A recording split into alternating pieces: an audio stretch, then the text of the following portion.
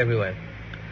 Today we are gonna present about group project for subject mathematics for engineering technology 2, section 2. My name is Afif, so I am gonna start it first. So this is our group member. We are from group 8. So my first member is Afif, which is me. Number 2 is Ahmad Syami Fatih, and number 3 is Muhammad Adam Farhan, and number 4 is Khairan Afiq. So firstly, this is the first question that we choose for our group project, which is part 1, question 2.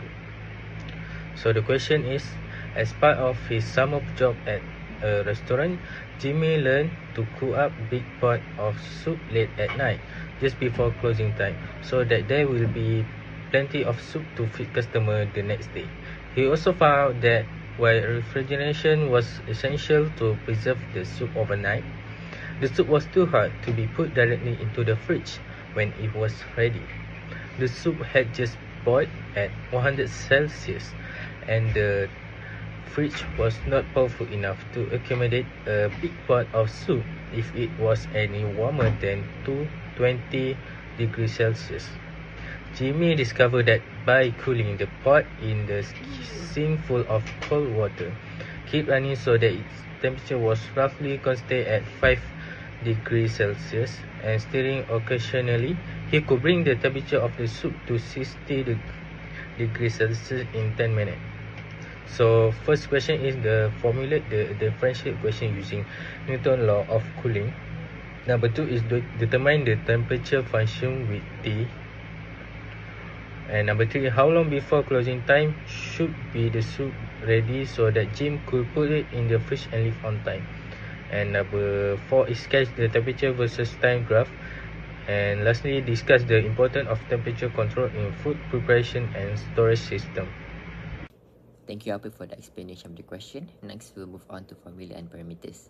According to Newton's law of cooling, the rate of change of an object is directly proportional to the difference between its own temperature and the surrounding ambient temperature.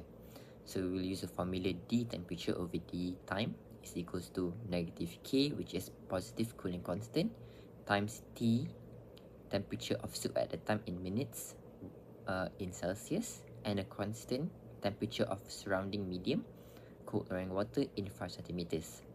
We've given two conditions. Initial condition in which time is 0 and the temperature is 100 Celsius, and the temperature in 10 minutes, which is 60 Celsius.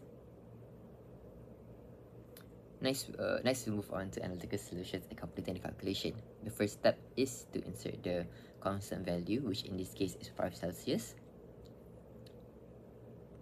into the formula, and then we will separate the temperature and T to integrate them. The first integration is integrate 1 over T minus 5 dt with respect to temperature equals to integration of KT with respect to time. We will get the natural log of T minus 5 equals to negative KT plus A1. We can exponent both sides to get rid of the natural log. We will get T minus 5 equals to exponent negative KT plus A1, which is equal to exponent A1 times exponent negative KT. We can substitute exponent A1 into C and move the 5 to the right side. We will get 5 plus C exponent negative KT. For the next calculation, we can apply the initial conditions to find C. We know that in 0 minutes the temperature is 100 Celsius, so we can plug in 100 Celsius equals to 5 plus C exponent negative K times 0, which is 100 equals to 5 plus C. We will get the C constant, which is equal to 95. We can then insert it to the formula T equals to 5 plus 95 exponent negative KT. Next, we will determine the cooling constant of K. We know that in 10 minutes the temperature is 60 Celsius, so we plug that into the formula. 60 equal to 5 plus 95 exponent negative 10K. We will move the 5 to the left side, giving us 55, and then divide by 95 to get rid of the 95, we will get exponent negative 10k equals to 11 divided by 19. When we take the natural log for both sides, we will get rid of the exponent, giving us negative 10k equals to natural log 11 divided by 19, giving us k is equals to 0.054654 minutes. So we can substitute back the value into the formula, giving us temperature equals to 5 plus 95 exponent negative 0.054654. Lastly, after all the calculations and the formula, we can finally find the time for when Jim needs to make the soup to be able to close on time. We know that the soup can only be put in the fridge when it's at 20 Celsius. So knowing the condition 20 Celsius, we can put it into the formula. 20 equals to 5 plus 95 exponent negative 0.054654 T. Solving for T, we will get 33.77 minutes. So we know that the soup should be ready at least 34 minutes before closing, so Jim can close in time.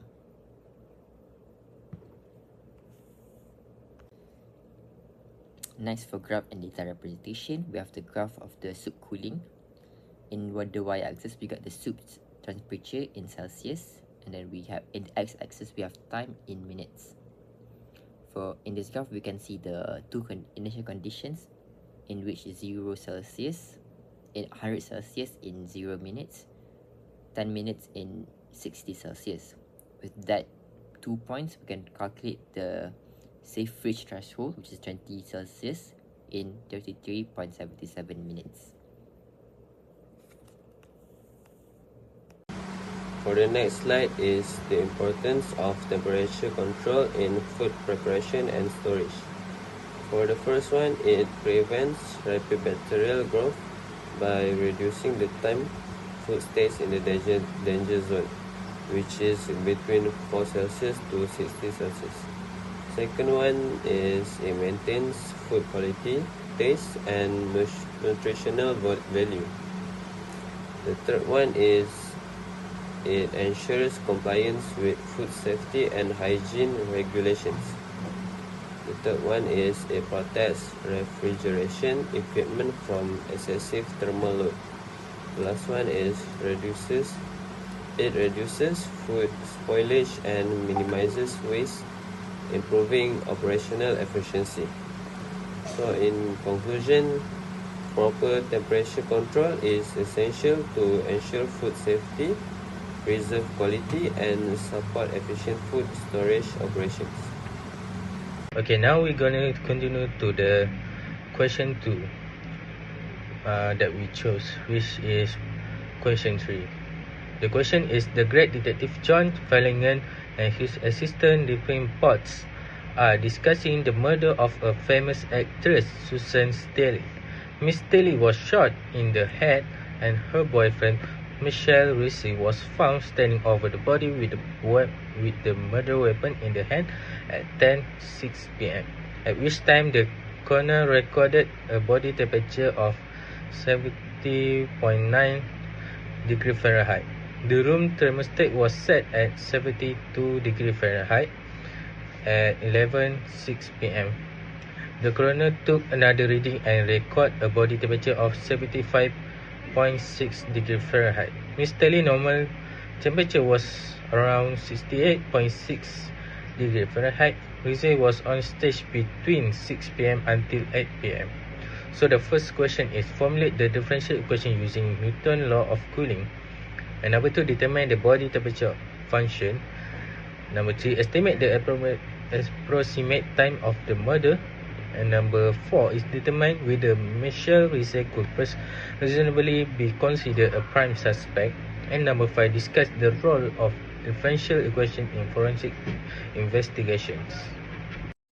Okay, right now, we move to the formula and parameters. According to the Newton law of cooling, is expressed by dT over the time equal to minus K T minus Tm. In this formula, T time represents the body's temperature at time T, and Tm represents the ambient or surrounding temperature, which in this case is the thermostat setting of 72 degrees Fahrenheit. So the negative sign shows that the body temperature decreases over time, moving closer to Tm. The constant K is the cooling rate, which determines how quickly the body approaches the room temperature. So these formula models show how the body cools with T as the body temperature and Tm as the fixed room temperature of 72 degrees Fahrenheit. So if we follow the given condition at T equal to 0 or start at 10:06 p.m., the T0 equal to 77.9 degrees Fahrenheit. Meanwhile, at T equal to 1 hour, which is 11:06 p.m., the T1 equal to 75.6 degrees Fahrenheit. So we move to the analytical solution and calculation. The first step is find the general solution integration. So we solving the differential equation, which is T time equal to 72 plus T exponent power of minus kt. So step 2 is at T equal to 0 at 10:06 p.m. the body temperature was 77.9 degrees Fahrenheit, right? So we just key in the T time, which is 77.9 equal to 72 plus T. So with solve this T, we will get C equal to 5.9 degrees Fahrenheit.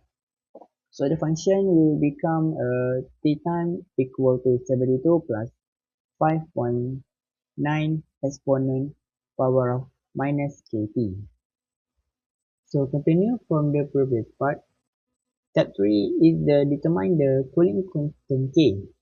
So at time after 1 hour, which is 11:06 p.m., the body temperature was decreased to the 75.6 degrees Fahrenheit. So we do as usual, which is 75.6 equal to 72 plus 5.9 exponent negative k. Then we will do as we got the exponent power of negative k. Then we taking the natural logarithm, which is minus k equal to in 3.6 over 5.9. Then we will got the k, which is equal to the 0.4939, so to 6 over power of negative 1. Here we go to the last part, step 4, which is estimate the time of mother TD. We solve for the negative time value TD when the body was at the living temperature of 98.6 degrees Fahrenheit. So at 98.6 equal to 72 plus 5.9 exponent power of negative 0.493926 dB, and then we will got the exponent power of negative 0.493926 dB equal to the in 26.6 over 5.9.